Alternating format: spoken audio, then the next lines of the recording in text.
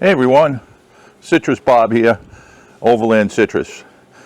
We're finally going to do it. We're going to do the 2-year walk around, and I'm just going to touch on some stuff that I feel was important to do.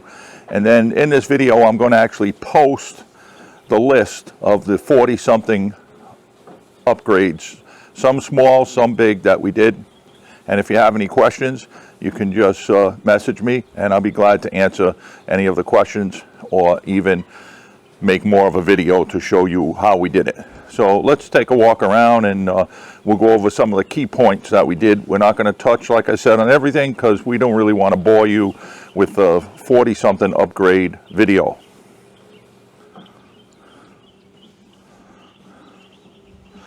Okay, so we're looking at the front of this 4x4 Sprinter, and what we did is we added 2 red driving lights. We changed the grill out to flat black. I did not like the chrome. On the hood, we installed 2 solar panels which charge the chassis battery, the Mercedes chassis battery. Then we put some ditch lights, red matching. We got rid of the light bar that came with it, and we made this bar ourselves. Actually, me and Tammy made it in the garage, and we put 5 of the 7-inch round lights on there. And then, as you can see, just under the light bar, right there, that distance, we had that wrapped. It's a matte black wrap with a red topo, and we did it on the side.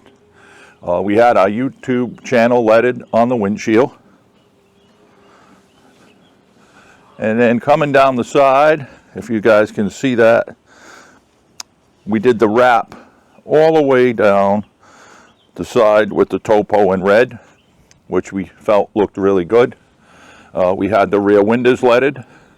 We took off all of the Sanctuary and Thor lettering, and we just added some 4x4 in the rear and 4x4 on the front door, because this is a true 4-wheel drive. We upgraded the suspension. We changed the wheels, put a new wheels on there. They're by Raceline. They got the red centers to match the rest of the accent. We changed the suspension and the struts. And when we did the rear shocks, which is all Blistine, we actually put the no shear shock bracket in, which there is a video on that to show how we did it. And then we found these nifty little things. They stick on by magnet, and let me tell you, you're not getting them off. But your awning clips in, and this locks it in. And what it does is you do not have to put your awning in the dirt or the sand. You don't have to spike it down, and you're automatically level, if that makes any sense. Even if your van is not level, the awning would be at the same angle as the van, because you're going into 2 brackets. There's one back and one front, and they were short money, $100 maybe. That's a really good upgrade. And then we also put this midway door stop. That's like a $30 upgrade, and it lets the door stop halfway. So realistically, it's nice if you're in the van and the door's open all the way. You cannot reach it. You got to get out. But stopping it halfway made a world of difference. So now we're just going to walk around the back, and we used all Aluminess. This is the company's name, for our brackets, the ladder and tire bracket, and the rear box. I bought this rear box on eBay. It was brand new in the box. It's pretty big. It opens up. It actually got a table that folds down. I've very rarely have ever used the table. And then we put a 7-inch backup light. We leaded the rear door. And we even changed the emblem on the rear door. It comes with the Aluminess kit. And we put a 2.5-gallon gas can. And the ladder does have some folding steps on it, which are nice. Now you might say it's a diesel. Why did you put gas? Well, at first, I did have a generator, because this van only had 400 and change amp hours of lithium. Not enough to run the AC. And if people who follow my channel know that we live in Florida, and we're going to get to that. And then this is the driver's side. We did exactly the same thing. Maybe you get a better look. The sun's hitting the wheels. We did take the propane switch that's on the outside, was right there near the yellow cap, and we rewired it, and I ran it up inside and put it on the dash. Same red light switch. This way you don't have to leave it on all the time, and when you get up in the morning and you're making coffee and you say, oh, I forgot the switch, you don't have to get dressed, get out. You could be standing there in your skivvies and turn it on. So to us, that was really, really important. And I'll show you where I mounted that switch. I'm going to open this up. So we just put the switch right here, and I'll throw it on, it lights up. Works great. It's right near my light kit switch. And then up inside this panel, which I have a video on it, Mercedes had a fault. Water would drip down somehow from outside and short out the control unit for the electronic gas pedal. But they did make an upgraded bag that you can install. I have a video on it. If you're handy, you can do it. Mercedes will not do it unless your truck breaks down. Then they will actually do it. But I just ordered it from Mercedes. It took a few hours to take it all apart, and we did it ourselves.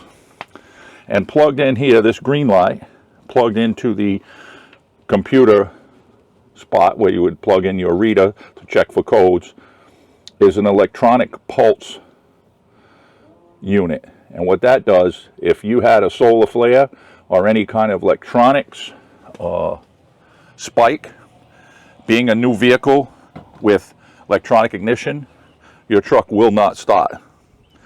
Well, we got them on both our vehicles, and they will start. Dash wise, we didn't do too many upgrades. We put a radar detector, and we got our Garmin device, which is a satellite device. You can text even if you don't have self-service, and it also has an SOS beacon on it, so pretty handy. I do travel alone a lot. And then on the dash, we mounted that in a cup holder, which holds our Osmo video camera for when we're rolling down the road. Other than that, the dash stays the same. We added some Velcro stickers from events we've been to. We didn't change anything on the seats. We did put some seatbelt clips, which you can buy online. They're like a mechanic clip, because I'm not a seatbelt person, and that's all there is to it. And that stops it from that annoying beeping. Okay, so we're in the back. What we do is we keep the screen on top of the bed, closed at all times, tucked under. And yes, we did name this van Rattle Trap, because when we first got it, it had more rattles than anything else. It was unbelievable. But I knew that, because Thor is not the best builder in the world, so we took care of all that. The biggest upgrade we did to date, other than the tires and suspension, was this black box here. That's another 420 amp hour battery, and we had ABC upfitters, great guys there, the whole team, every one of them, including Ben the owner, Scott, Mike the installer is top notch. They came right down to my driveway from Indiana. They built that box at their location. They added it. They took out all the wires that were underneath the van and upgraded them to a 2-gauge, and took out all of the bus connectors. If you guys are not familiar with that is, a bus connector is just really like a bar with the bolts on it, and you bring your wires to it, and then you could take wires from there and feed them somewhere else. So it's almost like an electrical box on your house. But in this build, they were all exposed underneath, and a lot of people have had trouble with that. So they tore all that out. They tore all the home Romex wire that was in there. They added another shut-off switch. I mean, they did a terrific job. Took them 2 days. They reprogrammed everything. They took out my stock, my second alternator, 170 amps, put a 250 amp and changed the regulator. So now I'm running a 250 amp at like 180 amps, where before I was running a 170 flat out at 170, and that was the problem, burning out everybody's alternator. And also they put an alternator protection unit, which is just a little box, and what it does is it takes, when your batteries are full, it takes the positive charge and turns it into a negative and puts it into your chassis, so it's no longer sending it to the batteries to overheat the alternator, if that makes any sense.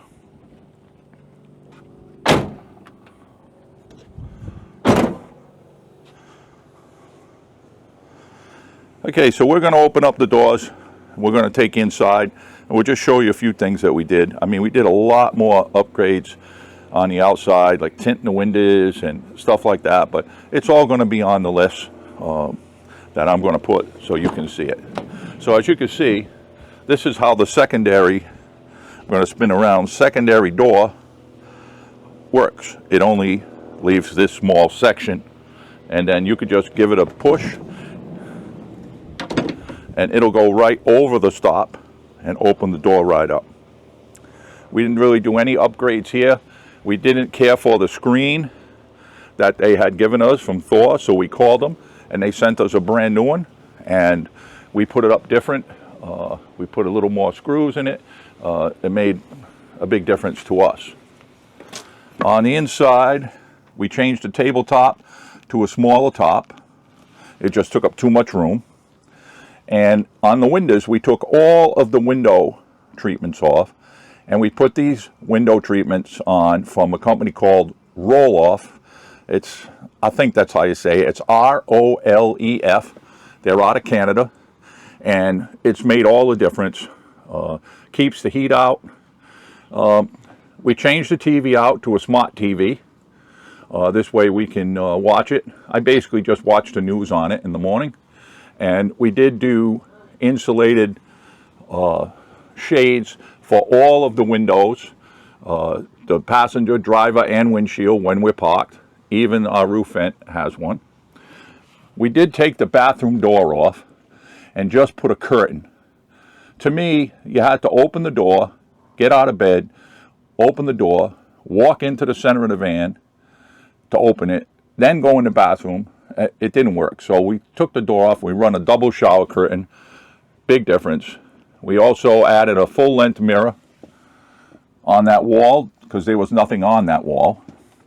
And then underneath the bed, on the pass-through, as you can see, it's black. That's just a piece of black canvas. We installed with snaps, sewed a nice hem around it. And what that does, and it can open and close, is if you open the rear doors, it stops the bugs, if there are any, from flying under the garage area, under your bed, and coming into your vehicle. In the summer, we do tuck it up under the bed, which makes it easily for cold air to go in there and keep everything cool back there. And other than that, we did a new backsplash, added a paper towel holder, added a little trash holder behind the bed, and then we did numerous amounts of screws and glue and silicone. I mean, we changed all kinds of stuff because anything that Thor built, the screws were not big enough and it didn't work out. So we really did a lot of that. And a crazy little thing I'm going to show you, a couple dollars, is on the kitchen faucet. We put this little spray nozzle. It's got an on and off switch. It swivels because the faucet always dripped water. So now when we shut the pump off, we just turn the switch down, which is off, and it can't drip because it's off. It's like a double off. So it works really well. And we haven't had any trouble with the van, the chassis itself. It's a runner. We got 16,000 miles on it. We've been to Virginia mountains twice, been to Tennessee, been a lot of places in Florida. it's just a runner if the van runs. And anybody that says don't run the van, don't listen to them. You can run these. Just think, these are delivery vans. So they get them in Europe where they started with these. They start them up in the morning, stop and go all day, never shutting it off, running 12, 15-hour days. So these vans can run. That's a myth. It's a myth. Just run it. So we also put a tuner in it because it did have a little turbo lag. The tuner took care of it. And we also, that came with the tuner, I'll call it a auto start. It's controlled by an app on my phone, and I can hit it, start the van and hit it, and set whatever RPM I want and how long I want it to run. So I find for myself, I have it set at 30 minutes at 1400 RPMs, because it's really not that good to idle, but you can do it. But it's better if the van is running at an RPM. It's better for the systems. So what I do now, I'll round it off, almost 1,000 amp hours of lithium. I can run my AC for, depends really how hot it is, but we've had it in a parking lot and went into a shopping area and shopped at an outlet mall in Florida. And we had the AC running on the lithium batteries for about 5 or 6 hours, and we still had plenty of time. When I'm camping, I could get 8 to 10 hours out of it. No problem. So then what I do is I just start the van. It runs for about 30 minutes. It's enough to charge the batteries from, say, I usually don't let it get past 80%.